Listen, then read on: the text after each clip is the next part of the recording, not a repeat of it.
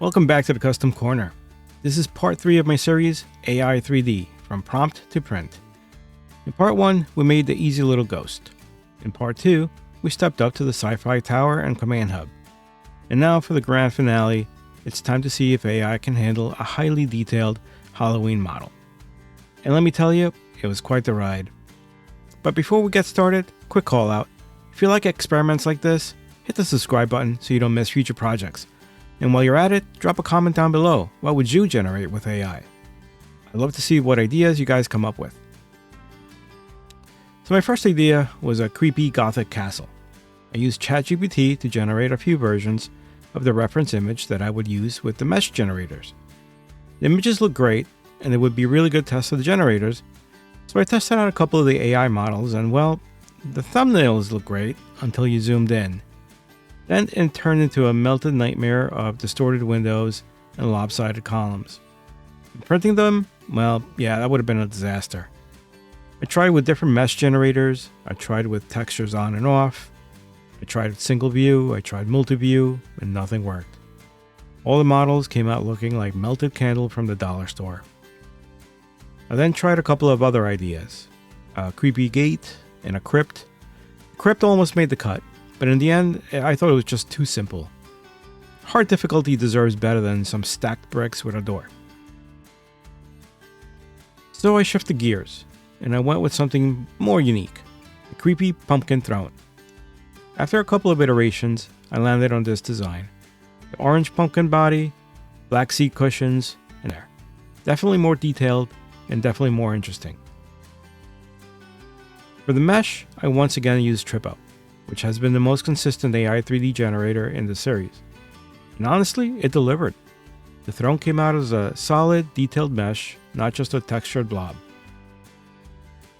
There's lots of details here, not just in the flames around the pumpkin head, but also on the skulls, feet, and even the cushions. The trim around the seat has the patterns, and the eyes, nose, and mouth are hollowed out, not just on the pumpkin, but on the skulls on the armrests as well. After all I've been through, I'm going to call this a win and go on to the next step. I dropped it into Bambu Studio and began cleaning up the model. The mesh generator had added what looked to be a base or a platform around a couple of the legs. So instead of doing this in Blender, I decided to just use a Boolean cut operator and cut out all the extra parts using a rectangular box to delete them. While this is a bit tedious and repetitive, it's better than doing it in Blender, which I hate and it hates me back. Then for fun, I painted the seat cushions gray inside Bambu Studio. I couldn't use the fill option since it was painting too much of the model in the areas I didn't want to paint, so I ended up using the sphere tool to paint the areas that should be a different color filament. Once you have the outside edges painted, the fill tool should work since you've now defined a proper enclosure that should contain the fill. After much tedious painting and lots of tweaking, I sliced it to see how long the print would take and how much filament and color changes I would make. And here's the kicker. The slices showed 236 color changes.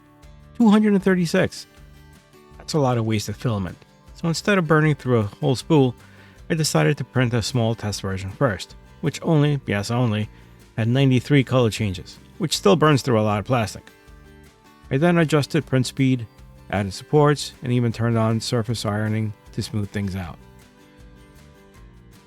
Here's a small version of the chair. It looks really nice for its size, with a lot of detail, so that gave me the encouragement to go big. However, I was not about to waste a ton of filament and over 10 hours of print time, so I decided to go another route instead.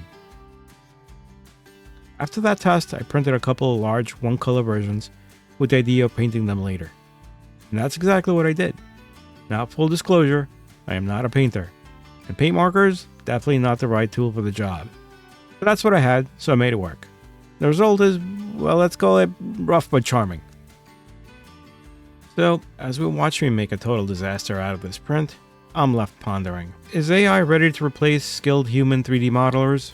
Honestly, not yet. It works fine for small, simple models, and it's great for prototyping.